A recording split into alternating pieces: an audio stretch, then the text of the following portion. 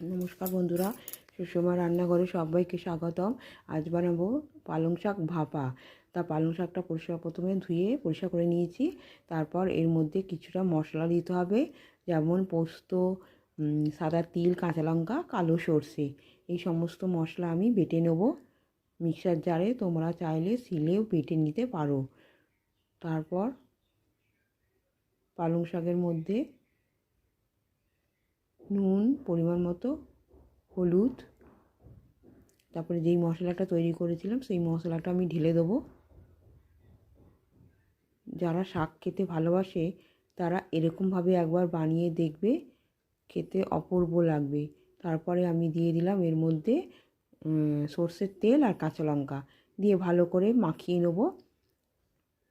তোমরা জল দেবে না, পালং শাকের মধ্যে যে জল থাকবে সেই জলটার মধ্যেই ভাপাটা হয়ে যাবে। তারপর একটু মশলা ধোয়া জলটা দিয়ে দেবে। পালং শাক থেকে তো জল বেরোবেই। আমি এইটুকুনি জল দিয়েছি, দেখো তাতেই কত জল বেরিয়ে সেদ্ধ হয়ে গেছে পালং শাকটা। তারপর একটু পরিমাণ মতো গুড় দিয়ে দেবো, একটু মিষ্টি তো দিতেই হবে। তারপর আগে থেকে আমি গরম জল করতে দিয়েছিলাম, তারপর ওইটা ওর মধ্যে বসিয়ে দেবো, দিয়ে ঢাকা দিয়ে দেবো।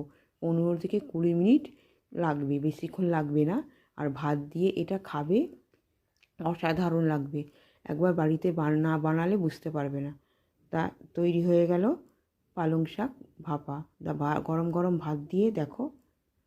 ভিডিওটা ভালো লাগলে লাইক, কমেন্ট, সাবস্ক্রাইব করে দেবেন। টাটা।